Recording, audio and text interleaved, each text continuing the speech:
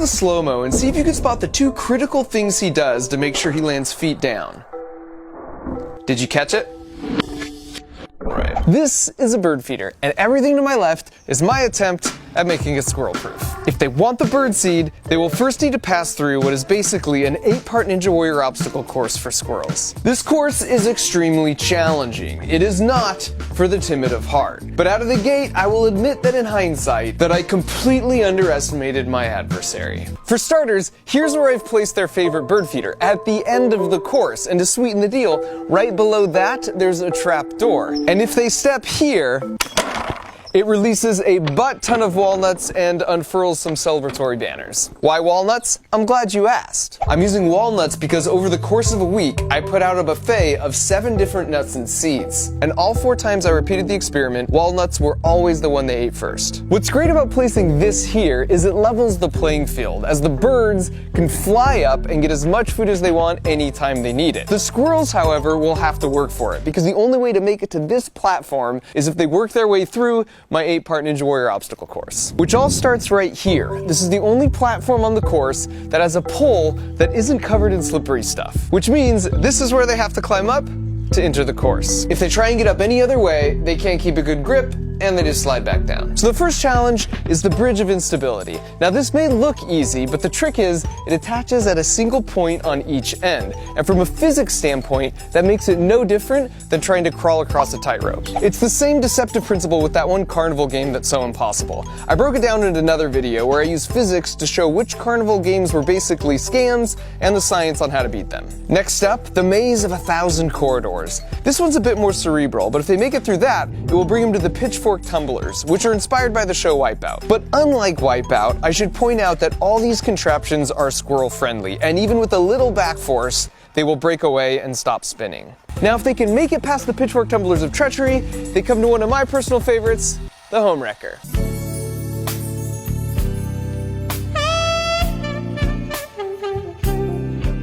I put her in to tempt the squirrel to lose focus on the real prize at the end of the course. Because this pad has a pressure sensor underneath it, and it connects to a microcontroller that has a relay that connects to a solenoid, that connects to a pneumatic piston, that connects back to this platform with the pressure sensor. And so if they stand here for more than 3 seconds,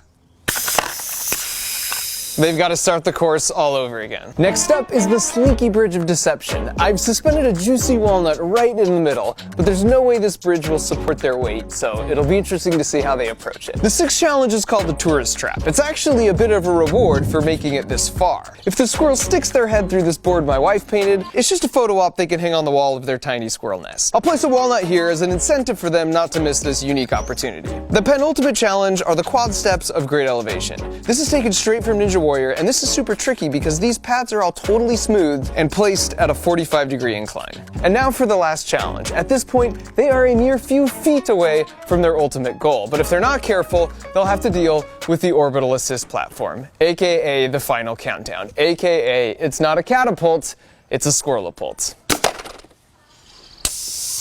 Which means they now have to go back and start all the way over from the beginning. Now if they want to avoid that fate, they just need to stand on this pad for less than 3 seconds. But once again, I've placed a diversion here. This one projects an optical illusion of anything you place in the bottom of this dish. It's actually super trippy and looks even more impressive in real life because the projected image is 3D. They're like $9 on Amazon, and I put a link that explains the juicy physics of how they work in the video description. Now with regards to squirrel safety, I know I seem to have this reputation of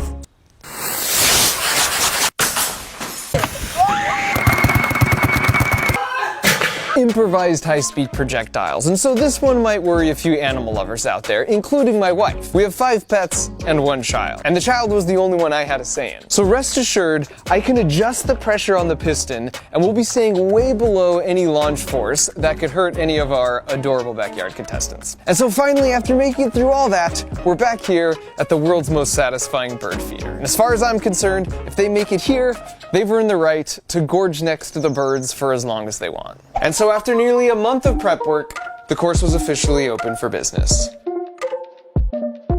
They could smell the walnuts at the final station, and you could see the gears turning because right above that was their favorite bird feeder. And so before long, we had our first contender.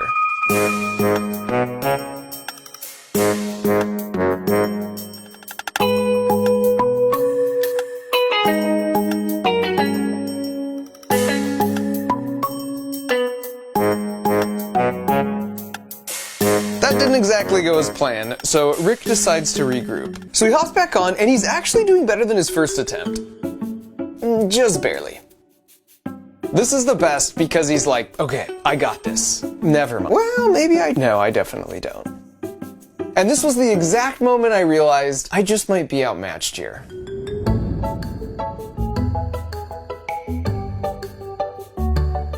Marty was watching Rick, and after a quick dip of his toes in the water, adopts his strategy right out of the gate. Oof, so close.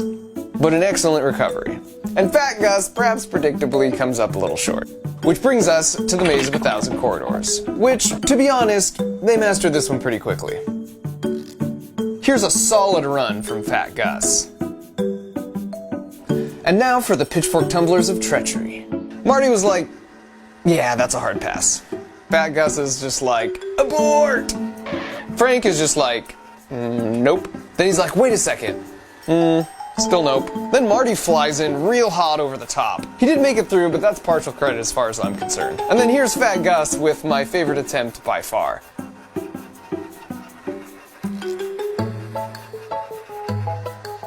And then Frank shows no fear, which helps him pull off this near-flawless run. And finally, Smart Rick surgically weaves his way through, essentially untouched. You can see Rick is instinctively suspicious of this gold digger, and only for a brief moment puts his full weight on the platform. I told you he was smart. His buddy Marty, on the other hand...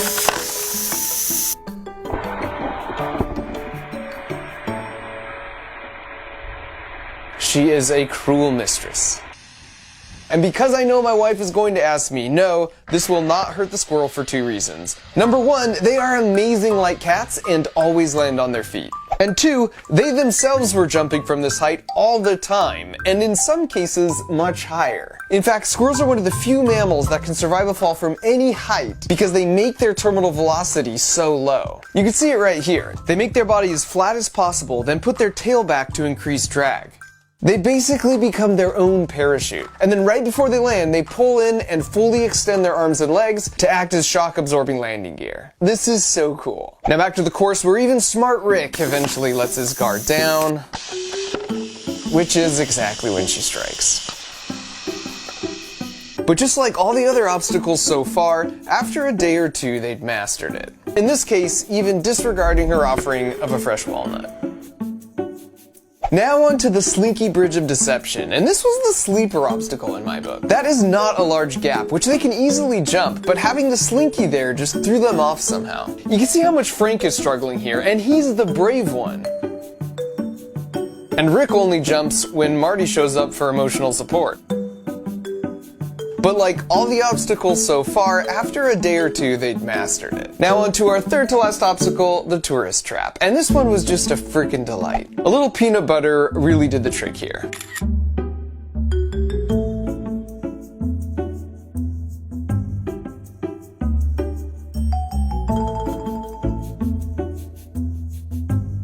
Now here comes Fat Gus, and I mean, how Fat Gus is this? He sees the camera and he's like, paint me like one of your French squirrels. Yeah? No? No takers? So after not much time at all, they were looking pretty good here. In fact, one morning I noticed Marty totally skipped the last step altogether, which I took as a challenge, and so I removed the middle step to see what they would do. And who else but Fantastic Gus? Let's slow that down a bit. They're such amazing jumpers, so I suppose the quick mastery here wasn't a surprise. I mean, this right here is probably a 10-foot jump. And here's some classic brave but dumb Frank. He'd already entered the course normally and made it to the home wrecker at least a dozen times by this point. And yet for some reason, he decides this 12-foot jump is his best course of action. And Smart Rick was the first one to enter the course, so in the end, after about a week of effort, it was fitting he was the one to make it to the jackpot first. And he's so stoked, he apparently wants to run the whole course in reverse. In hindsight, we probably should have made the jackpot a little quieter. Here's Marty, as always, not far behind.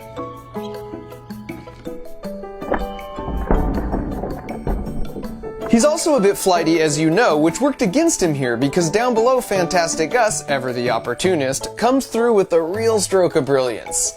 But pretty soon Marty comes back like, I'm the one who kind of earned that. And then Fantastic Gus is like, you snooze, you lose, sucker.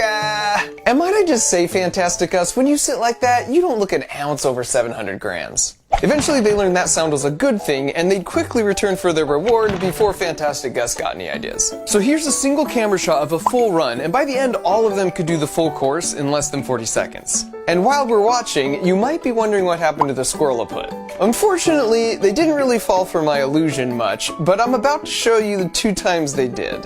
And as a promise to my wife, I turned the pressure to only 40% full power, so the acceleration the squirrel would feel is about half a G, which is 10 times less than a typical roller coaster. Additionally, I never turned on either the home wrecker trapdoor or the launch platform when I wasn't actively watching from inside my house where I had a manual override button. Because as safe as it was, something about launching Fantastic Gus just didn't feel right. Now what you're about to see is going to look pretty chaotic, but when we check the slow-mo, amazingly, I'll show you how the squirrel is totally in control pretty much the whole time.